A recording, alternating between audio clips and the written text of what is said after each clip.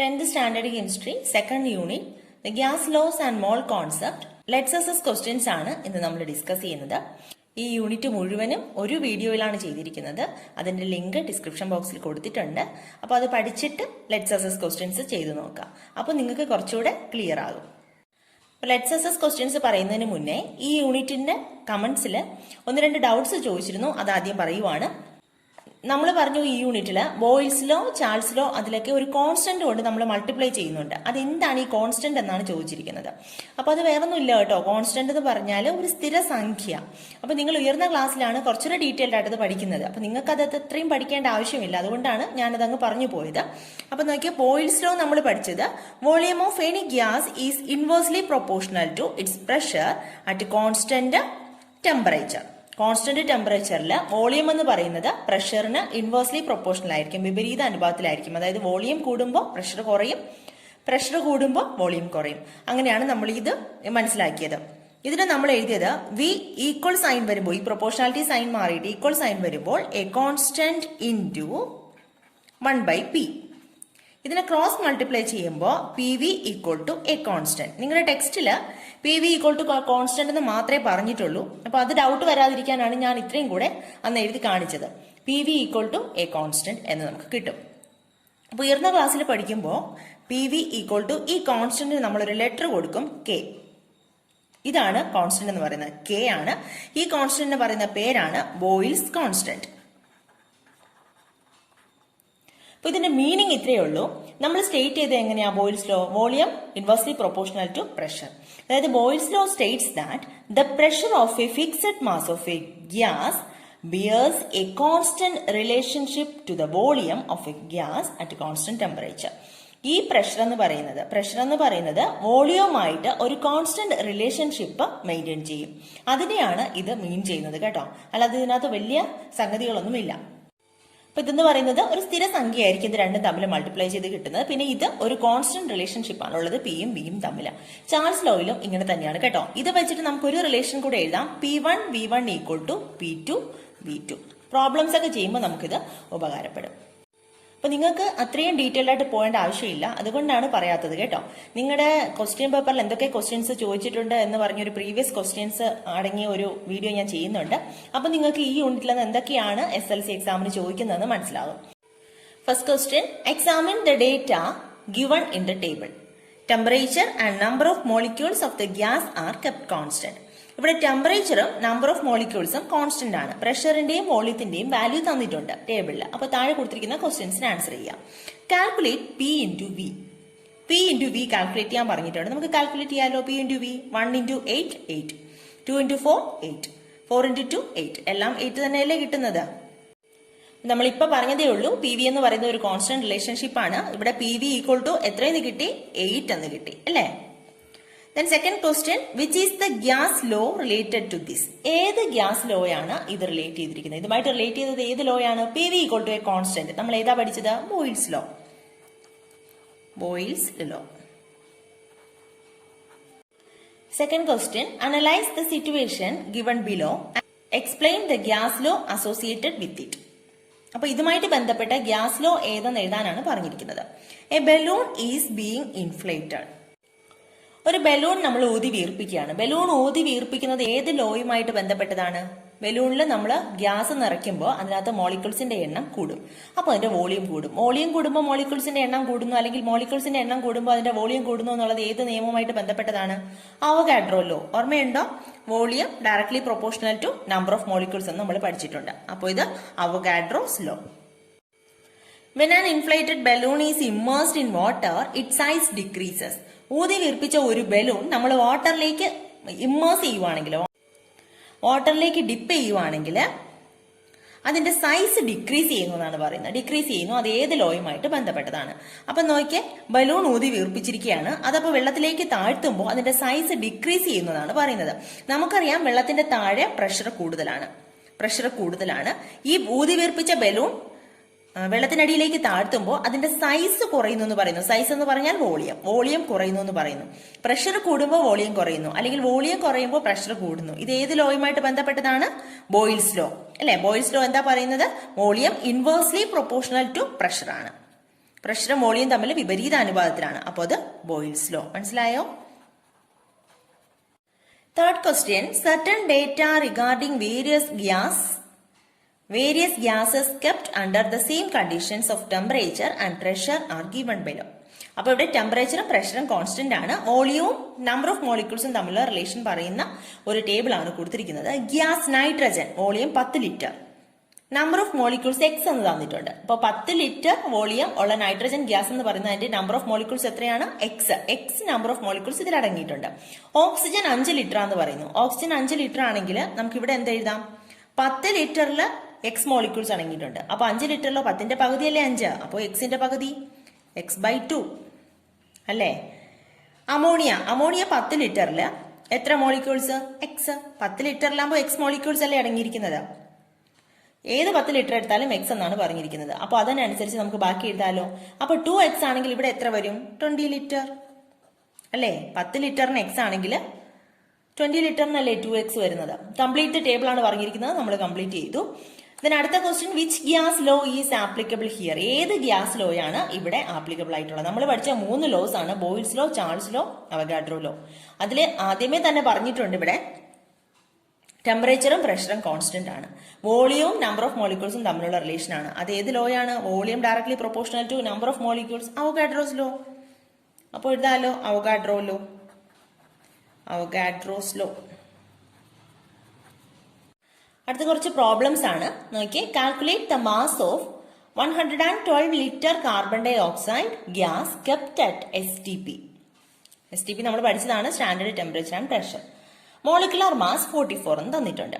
അപ്പോൾ STP കണ്ടീഷനിൽ carbon dioxide ഗ്യാസിന്റെ എത്ര litre? 112 litre carbon dioxide ഗ്യാസിന്റെ മാസ് കാൽക്കുലേറ്റ് ചെയ്യാനാണ് പറഞ്ഞിരിക്കുന്നത്.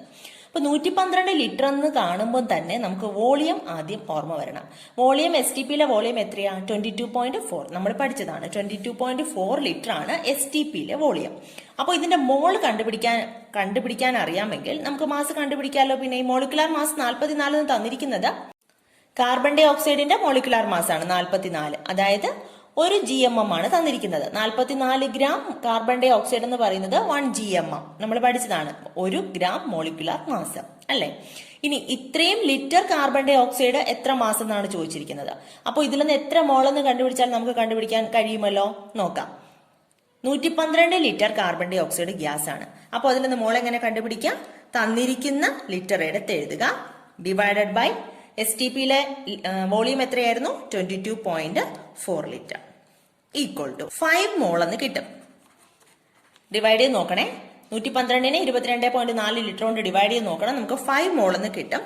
ഇവിടെ ചോദിച്ചിരിക്കുന്നത് ഇത്രയും ഗ്യാസിന്റെ മാസ് എത്രയെന്നാണ് ചോദിച്ചിരിക്കുന്നത്. നമുക്ക് കാർബൺ ഡൈ ഓക്സൈഡിന്റെ മോളിക്കുലാർ മാസ് അറിയാം 44. അപ്പോൾ മൊത്തം കണ്ടുപിടിക്കാൻ എന്ത് ചെയ്യണം? 5 × 44. 44 എന്ന് പറഞ്ഞാൽ 1 GMM നമുക്കറിയാം. അപ്പം 5 മോളിന്റെ, അതായത് 1 മോൾ എന്ന് പറയുന്നത് 1 GMM അല്ലേ. അപ്പൊ 5 മോൾ എന്ന് പറയുന്നത് 5 × GMM, 5 × 44 ഈക്വൽ ടു 220 ഗ്രാം എന്ന് കിട്ടും. Second question, how many molecules of carbon dioxide are present in it? എത്ര മോളിക്യൂൾസ് കാർബൺ ഡൈ ഓക്സൈഡ് ഇതിൽ അടങ്ങിയിട്ടുണ്ട് എന്നാണ് ചോദിച്ചിരിക്കുന്നത്. നമുക്കറിയാം 1 മോളില് എത്ര മോളിക്യൂൾസ് അടങ്ങിയിട്ടുണ്ട്? 6.022 × 10⁻23 1 മോളില്. ഇവിടെ നമുക്ക് എത്ര മോളുണ്ട്? 5 മോൾ. നമ്മൾ കണ്ടുപിടിച്ച് വെച്ചിട്ടുണ്ട് നേരത്തെ ക്വസ്റ്റിന് വേണ്ടിയിട്ട്. 5 മോൾ ഉണ്ട്. അപ്പോൾ ഇവിടെ എത്ര കാർബൺ ഡൈ ഓക്സൈഡ്? ഈ കേസിൽ, അതായത് 112 ലിറ്റർ കാർബൺ ഡൈ ഓക്സൈഡ് ഗ്യാസിൽ എത്ര മോളിക്യൂൾസ് അടങ്ങിയിട്ടുണ്ട്? 5 മോളാണെന്ന് നമ്മൾ കണ്ടുപിടിച്ച് വെച്ചിട്ടുണ്ട്, അതിനകത്തുള്ള മോള്. അപ്പോൾ 5 × 6.022 × 10⁻23 ആണ് ഇതിനകത്തുള്ള മോളിക്യൂൾസിന്റെ എണ്ണം. Next question, calculate the volume of 170 gram of ammonia at STP. Molecular mass 17. അപ്പോൾ ഇവിടെ തന്നിരിക്കുന്നത് വോളിയമാണ് നമുക്ക് കാൽക്കുലേറ്റ് ചെയ്യേണ്ടത്. 170 ഗ്രാം അമോണിയ, STPയിലുള്ള 170 ഗ്രാം അമോണിയയുടെ വോളിയം നമുക്ക് കാൽക്കുലേറ്റ് ചെയ്യണം. അതിന്റെ മോളിക്കുലാർ മാസ് 17 എന്ന് തന്നിട്ടുണ്ട്. അപ്പോൾ ക്വസ്റ്റ്യൻ നല്ലവണ്ണം ശ്രദ്ധിച്ച് വായിക്കുക. കാരണം നേരത്തെ നോക്കിയേ 112 ലിറ്റർ ആണ്, അവിടെ വോളിയമാണ് തന്നിരുന്നത്, ഇവിടെ മാസ് ആണ് തന്നിരിക്കുന്നത്. അപ്പോൾ അല്ല ചാടിക്കയറി STP എന്ന് കാണുമ്പോൾ തന്നെ 170/22.4 എന്നൊന്നും എടുത്ത് എഴുതിയേക്കരുത്. ഇത് ഗ്രാം മാസ് ആണ് തന്നിരിക്കുന്നത് 170. അപ്പോൾ 170 ഗ്രാം തന്നിട്ടുണ്ട്. മോളിക്കുലാർ മാസ് 17 ആണെന്ന് തന്നിട്ടുണ്ട്. മോളിക്കുലാർ മാസ് അറിയാമെങ്കിൽ നമുക്ക് ഇതിന്റെ മോൾ കണ്ടുപിടിക്കാമല്ലോ. എങ്ങനെ കണ്ടുപിടിക്കാം? തന്നിരിക്കുന്ന മാസ് എടുത്ത് എഴുതുക divided by molecular mass GMM 70 equal to നമുക്ക് എത്ര കിട്ടും? 10 മോൾസ് എന്ന് കിട്ടും. STP യിലെ വോളിയം ആണ് കാൽക്കുലേറ്റ് ചെയ്യാൻ പറഞ്ഞിരിക്കുന്നത്. നമുക്കറിയാം 1 മോളിന്റേതാണെങ്കിൽ വോളിയം STP യിൽ എത്രയാ? 22.4 ലിറ്റർ. ഇപ്പോൾ ഇവിടെ 10 മോളിന്റെ നമുക്ക് കണ്ടുപിടിക്കേണ്ടത്. 170 ഗ്രാം എന്ന് പറയുന്നത് 10 മോൾ ആണ്. അപ്പോൾ 10 മോളിന്റെ ആകുമ്പോൾ എങ്ങനെ കണ്ടുപിടിക്കും? 10 മോൾസിന്റെ ആകുമ്പോൾ 10 into 22.4 litre equal to 224 litre. Sixth question. Find out the number of moles of molecules present in the sample given below. Gram molecular mass നൈട്രജന്റെ തന്നിട്ടുണ്ട് 28 ഗ്രാം, വാട്ടറിന്റെ തന്നിട്ടുണ്ട് 18 ഗ്രാം. നമുക്ക് കണ്ടുപിടിക്കേണ്ടത് 56 ഗ്രാം നൈട്രജനും 90 ഗ്രാം വാട്ടറും. വളരെ എളുപ്പത്തിലുള്ള ക്വസ്റ്റ്യൻ ആണ്. Number of moles of molecules, number of moles ആണ് കണ്ടുപിടിക്കേണ്ടത്. അപ്പോൾ 56 ഗ്രാം നൈട്രജൻ തന്നിരിക്കുന്ന ഗ്രാം എടുത്ത് എഴുതുക ഡിവൈഡഡ് ബൈ നൈട്രജന്റെ മോളിക്കുലാർ മാസ് എത്രയാ? തന്നിരിക്കുന്ന ഗ്രാം ഡിവൈഡഡ് ബൈ GMM ആണ് മോൾ കണ്ടുപിടിക്കാൻ. ഓർമ്മയുണ്ടല്ലോ ആ ഇക്വേഷൻസ് ഒക്കെ. ഡിവൈഡഡ് ബൈ 28 എത്ര കിട്ടും? 2 മോൾസ് എന്ന് കിട്ടും. ഇനി ഇത് എത്ര മോളിക്യൂൾ ആണെന്ന് കണ്ടുപിടിക്കാൻ തന്നിരുന്നെങ്കിലോ 2 into 6.022 into 10⁻23. അപ്പൊ നമ്മൾ പഠിച്ചു വച്ചിരിക്കുന്ന കാര്യങ്ങൾ തന്നെയാണ്. അപ്പൊ തിരിച്ചു മറിച്ചൊക്കെ ക്വസ്റ്റ്യനിൽ ചോദിക്കും. അപ്പൊ അത് മനസ്സിലാക്കി ഉത്തരം എഴുതുക കേട്ടോ.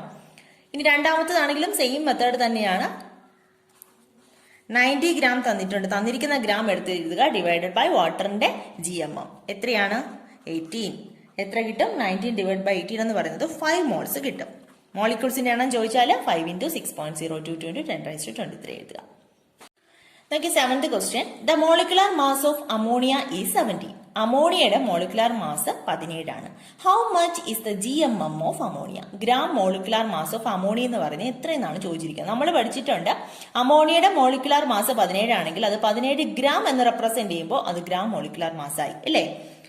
അപ്പൊ 17 ഗ്രാം എന്ന് പറഞ്ഞാൽ അത് എത്രയാണ്? 1 GMM. അപ്പൊ ഇത് എത്ര GMM ആണ്? 1 GMM.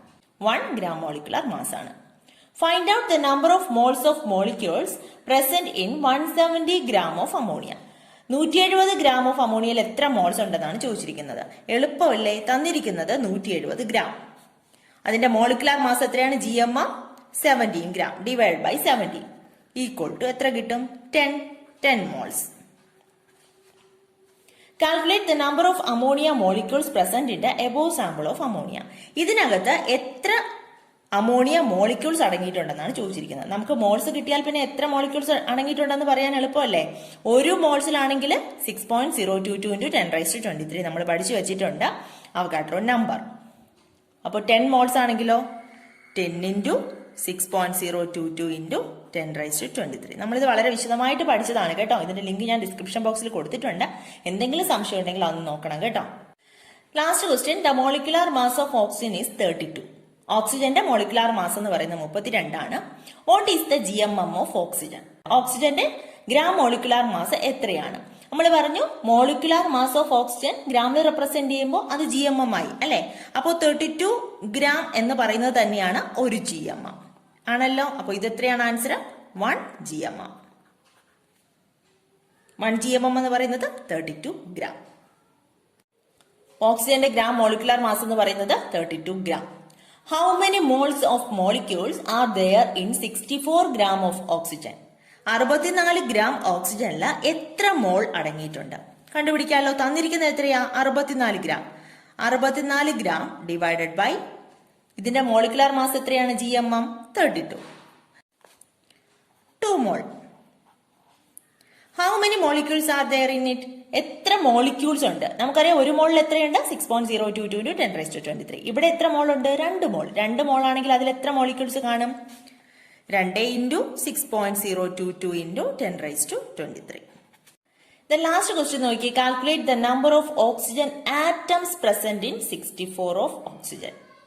എത്ര ആറ്റം പ്രസന്റ് ആയിട്ടുണ്ടെന്നാണ്. നമ്മൾ മോളിക്യൂൾസിന്റെ കാര്യം എഴുതി 2 into 6.022 into 10⁻23. എത്ര ആറ്റം അടങ്ങിയിട്ടുണ്ടെന്നാണ് ചോദിച്ചിരിക്കുന്നത്. അപ്പൊ ഇവിടെ മോളിക്യൂൾസ് ചോദിച്ചപ്പോൾ നമുക്ക് തന്നിരിക്കുന്ന 64 നിന്ന് മോളിക്കുലാർ മാസ് ഡിവൈഡ് ചെയ്തു 32 അല്ലെ. അപ്പൊ ആറ്റംസ് ചോദിക്കുമ്പോൾ എന്ത് ചെയ്യണം? അറ്റോമിക മാസ് ഡിവൈഡ് ചെയ്യണം. Gram atomic mass. ഓക്സിജന്റെ O2ന്റെ മോളിക്കുലാർ മാസ് എന്ന് പറയുന്നതാണ് 32. അതായത് ഓക്സിജൻ പ്ലസ് ഓക്സിജൻ 32.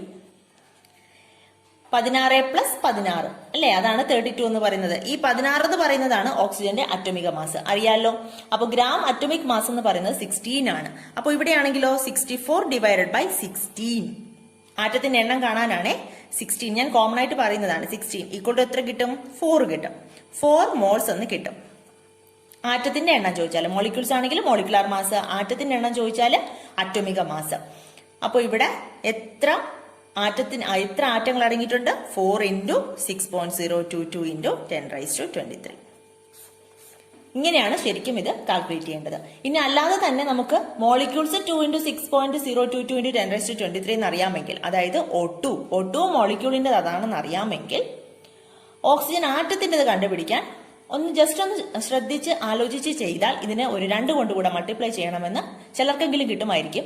അപ്പൊ അങ്ങനെ കിട്ടുവാണെങ്കിൽ അങ്ങനെ ഡയറക്റ്റ് അങ്ങ് എഴുതുക. 2 × 2 × 6. അപ്പോൾ എത്രയായി? 4 ഇല്ലേ? 2 × 2 4. 4 × 6.022 × 10⁻23. അപ്പൊ അങ്ങനെ കാൽക്കുലേറ്റ് ചെയ്യുമ്പോൾ തെറ്റിക്കാതിരിക്കാൻ വേണ്ടിയിട്ടാണ് ഞാൻ ഈ സ്റ്റെപ്പ് ബൈ സ്റ്റെപ്പ് പറഞ്ഞു തന്നത്. അപ്പൊ ഇതാണ് അതിന്റെ സ്റ്റെപ്പ് വൈസ് എഴുതുന്നത്. അപ്പൊ ഇങ്ങനെ ചെയ്ത് നോക്കി എഴുതിയാലും മതി. അപ്പൊ ഇത്രയുമാണ് എക്സസൈസ് ക്വസ്റ്റ്യൻസിൽ നിങ്ങൾക്ക് ഉള്ളത്. അപ്പൊ ക്ലിയർ ആയി മനസ്സിലായെന്ന് വിചാരിക്കുന്നു. അപ്പൊ അടുത്ത ക്ലാസ്സിൽ കാണാം. താങ്ക്